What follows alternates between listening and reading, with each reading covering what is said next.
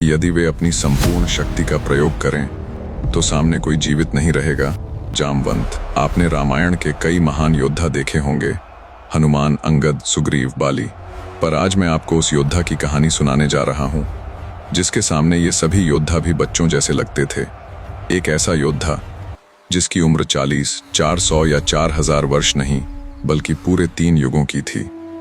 यह कहानी सिर्फ ताकत की नहीं है, यह कहानी है समय के उस प्रहरी की जिसके कदमों से पर्वत कांप जाते थे और जिसकी गर्जना सुनकर राक्षसों की सांसें रुक जाती थीं। उस योद्धा का नाम था ऋक्षराज जामवंत। रामायण में उन्हें भालू कहा गया, लेकिन यह सच आधा था। वे भालू नहीं, ऋक्ष थे। आधा मनुष्य, आधा दिव्य अस्तित्व, इतने विशाल कि उनके कंधों पर खड़े होकर कई वानर एक साथ तीर चला दें, इतने प्राचीन कि उन्होंने अपने ही नेत्रों से वामन अवतार को 3 पग में ब्रह्मांड नापते देखा था। ये बातें टीवी सीरियल कभी नहीं दिखाते, क्योंकि यह ज्ञान पुराणों और लोककथाओं के गहरे पन्नों में छिपा है। रामायण में जब राक्षसों के विरुद्ध युद्ध छिड़ा, जामवंत ने अपनी शक्ति का बस एक अंश भी प्रकट नहीं किया था। उन्हें वरदान था कि यदि वे अपनी संपूर्ण शक्ति का प्रयोग करें तो सामने कोई जीवित नहीं रहेगा, यहाँ तक कि पृथ्वी भी उस आघात को सह नहीं पाएगी।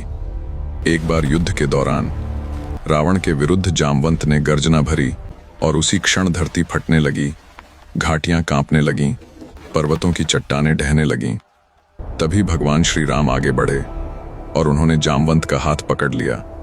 उनकी आंखों में आदेश नहीं, एक गहरा रहस्य था। श्री राम ने कहा, जामवंत, तभी नहीं, तुम्हारी यह शक्ति इस युग के लिए नहीं बनी।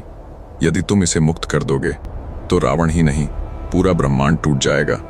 जामवंत के विशाल हृदय में आग थी। हर योद्धा की तरह उनका भी एक ही सपना था, एक ऐसा युद्ध जिसमें वो अपनी संपूर्ण शक्ति लगा सकें। पर श्री राम के आदेश ने उस प्रचंड शक्ति को शांत कर दिया। लेकिन श्री राम ने एक वचन दिया, एक ऐसा वचन जो किसी ग्रंथ के पन्नों में नहीं लिखा, जो सिर्फ युगों से हवा में तैरता रहा। श्री राम ने कहा, द्वापर युग में जब मैं श्री कृष्ण रूप में उतरूंगा, तब तुम्हारी यह इच्छा पूर्ण होगी। हजारों वर्ष बीत गए, युग बदले, द्वापर युग आया और एक दिन श्री कृष्ण एक रहस्यमयी अंधेरी गुफा में पहुंचे। गुफा की हवा स्थिर थी, दीवारें प्राचीन युद्धों की कहानियां फुसफुसा रही थीं और भीतर से अचानक एक भयानक भारी आवाज गूंजी, कौन है जो ऋक्षराज की निद्रा भंग करने आया है? वो आवाज ही पर्वतों को चीर सकती थी।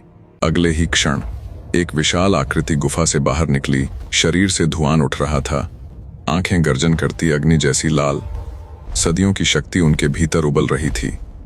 उन्हें यह भी याद नहीं था कि सामने खड़े ठाकुर वही श्री राम हैं। उनके भीतर सिर्फ एक ही एहसास जल रहा था, आज वो दिन है जब मैं अपनी संपूर्ण शक्ति लगा सकता हूं। और फिर शुरू हुआ समय और भगवान के बीच का युद्ध।